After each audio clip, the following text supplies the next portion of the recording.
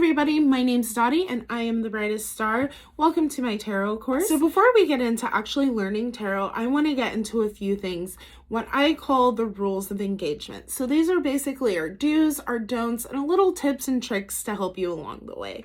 So first and foremost, it is important to note that tarot is a tool to help you to be able to tap into your own intuition.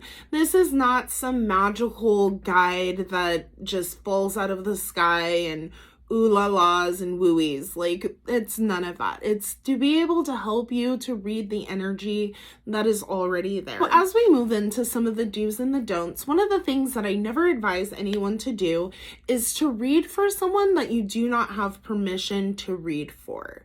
So when you're asking questions like, what is the nature of this connection? That's okay. But when you're directly, what is he doing today? Do you have permission to ask those questions? Don't be peering into people's lives and energy. It's honestly very rude and it's very unethical, and that's not how we practice around here. I had a few experiences where I didn't necessarily realize this rule when I first started out, and one of the stories that I have is I was reading for someone and they had asked a question about someone that they knew, and my deck locked up. So I only take jumpers when I read, and my deck would not talk to me. She wouldn't give me any jumpers, and the energy and my deck became very heavy, and it took a lot to be able to get this kind of energy off of it. It's honestly just not advised, and plus you don't know what someone else is going through, and you don't want to bring that towards yourself. We'll get into that a little more here in a minute. So another thing is, I don't advise anyone to do medical readings. If I'm doing a reading and something comes up or I feel something, I will let you know, hey, I'm feeling this, are you okay? That type of energy. However, I'm never going into it and saying that there is something wrong. I will ask questions, or I will say, this is what I feel, and I suggest that you do this. But it is very important to have some type of disclaimer, basically saying you are not a medical professional and that you take no liability for any actions that are taken before, during, or after this reading. That way, you break off any backlash that there may be. Another kind of reading that I'm very mindful about is when it comes to pregnancy readings. So I don't want to sway you either way, saying that you will get pregnant or you won't get pregnant. So what I will do is I like to do a what's standing in your way. That way you can be mentally, physically, and emotionally healthy so that you can build a firm foundation in order to build a family on it. So I'm just always mindful about that. If there is something that comes up in the reading that has to do with fertility, I will let you know, hey, there's a chance of fertility. Just be mindful, just be careful. So another one of the readings that I absolutely do not think is ever advised is death readings. So never do a death reading. Once again, readings can really play on a person's psyche. And the last thing that you want to do when you are facilitating a reading is bringing someone's psyche down, their mental status. You don't want somebody focused on their death and when it is that they're going to die, because then it can become kind of a self-fulfilling prophecy. You really don't want to do anything like that. It's honestly very unethical and can really mess with a person's mental health, and that is something that we never do. It's important to note that when it comes down to it, the death card never actually means death. It doesn't mean that somebody is just gonna be unalived. What it means is that there is a transition that is about to happen. There's this rebirth that is about to happen. So it could be someone changing jobs, one job needing to end in order for another job to be able to begin. Something along those lines. It's almost like the changing of seasons in your life. It is never just someone... It's never that, okay? So a few other things that I want to cover are astrology. This is something that we'll get into a little deeper as we go along with the course. But as for now, I think it's important that you at least know the modalities and what each sign represents, what element this is. This will really help you to bring another layer to your reading. And it really can help you to be able to give a very clear reading. And lastly, I want to suggest that you keep yourself a journal. This could either be a physical journal, or what I like to do is I record my readings. That way I can go back and I can view them and I can get a clear understanding of what it was that was coming through at the time and how it's progressed. This will really help you to be able to get a clear understanding and interpretation of your own cards within your own life. Now that we've covered some of the rules of engagement, I want to talk about a few steps that I believe are very important to take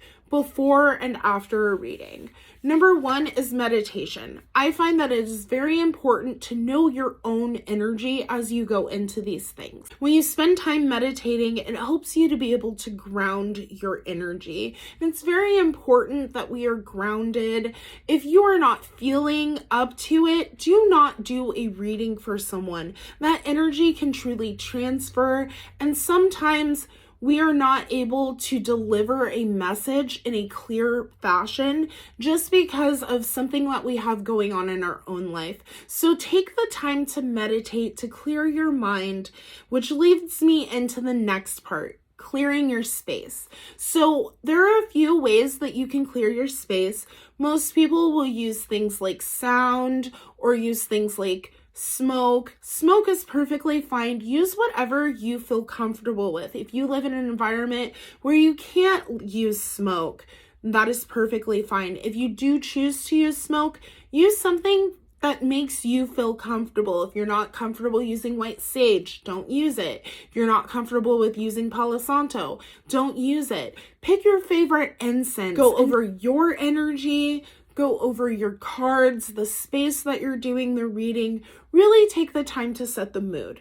When it comes to sound, you could use a bell. Like I have this bell that I use in between readings, and that helps me to really clear the energy as I move in to another reading. Another thing that you can do is use meditation music. Meditation music is a great way to really clear the area using sound. So with this and using sound and music, stay away from anything that has an 808 beat, as the 808 really distorts and lowers your frequency, and you want to be in your highest frequency when you go to do this. There are other ways that you can use to cleanse the energy. Some people like to use a spray. I personally keep a grounding spray around that kind of helps me to be able to just ground my energy and bring it back in. So another thing is I like to open up with prayer. So I do this before I ever start a reading, before I ever deal with a client. I will basically do a little prayer or mantra, whatever you feel most comfortable with, basically inviting in my guides, thanking them, and I will invite in my clients' guides as well. That way I can give a very clear reading, and that's honestly what it is. The next thing I want to cover protection.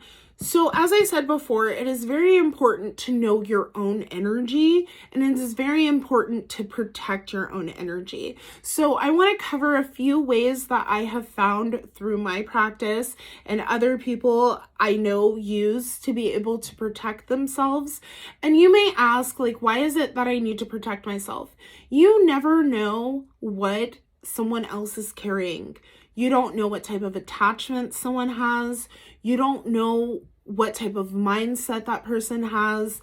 And depending on who you are and how it is that your own aura works, this may cause more problems for you than what's necessary. So a quick little story time of something that happened to me. I was doing live readings, and I always light a candle when I do a reading. Basically, light the candle with the intent that any negative energy that comes through or may be associated with the reading will go through the candle and be transmuted and made into positive energy, because energy cannot be destroyed, just transferred. So I was doing live readings, and during the live reading, this person came in and they were very demanding. And I was like, okay, so I don't know what you're doing over here, but I don't roll that way. And you're going to have to come at me very differently if you truly want me to be able to read for you. And they got very upset. And when they got upset, my candle engulfed. The flame got erratic. I tried to put it out. I couldn't. I ended up with wax all over my wall because the candle just would not extinguish.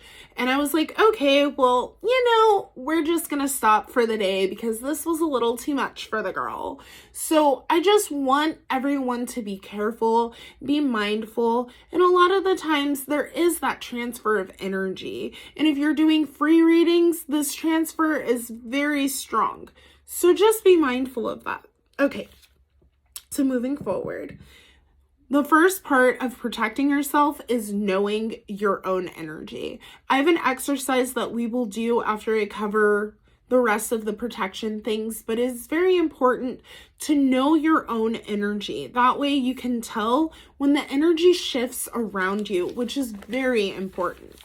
So another thing that you can do is have crystals around you.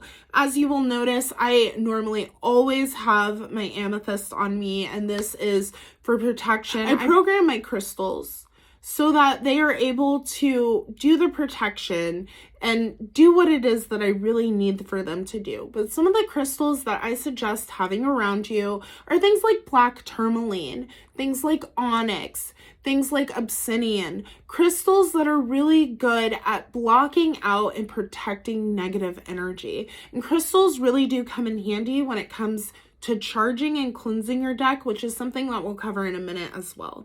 So another thing that you can do is veiling. So veiling is about covering your crown chakra. It is very important to note that your hair is an extension of your aura and it will pick up things. So it is very important to keep your crown covered so that you can make sure that the energy that you are receiving and the information that you are receiving is of the highest standard. You want to make sure that you go into everything you do with the highest vibration possible. That way you can give the healing that is really necessary, because tarot is really about healing.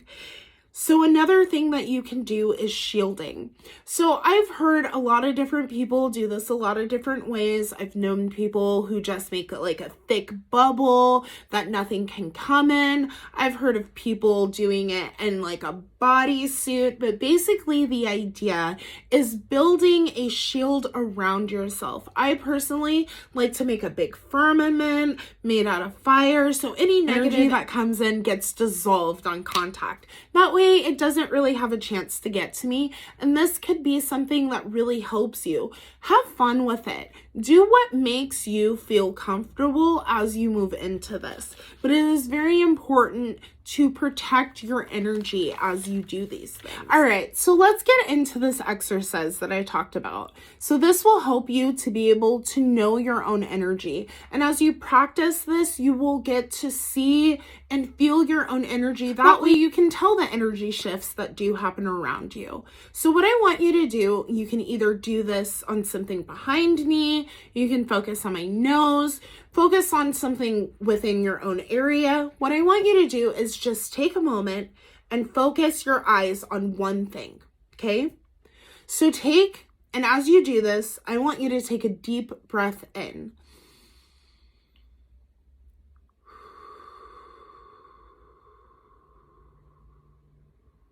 Do it again.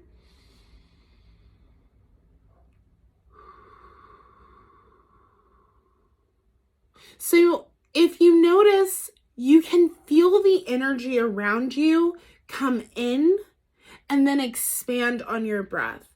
So it will come in and expand on your breath. And this is one of the best ways to know the separation of your energy. That way you know what is for you and what is not for you. Lastly, I want to cover cleansing and charging your decks. So as I mentioned before, crystals are a great way to be able to cleanse and charge your deck. Make sure that you keep your crystals cleansed and charged themselves, whether it's by moonlight or however it is that you do it. But you can set your crystals on top of your deck.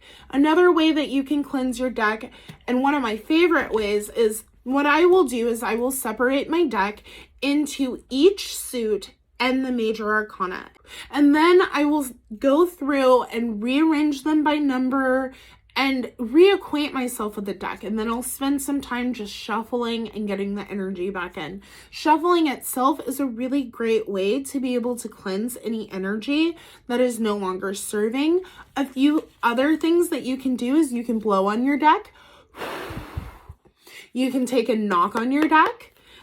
Some people will tap their deck on their desk, which are all great ways to be able to cleanse the energy around your deck. Another thing is smoke. Don't be afraid to use smoke. And like I said, use whatever makes you feel comfortable. If you want to use sound, whatever it is that you want to do it. Alrighty, guys, I'll see you in part number 2. Bye!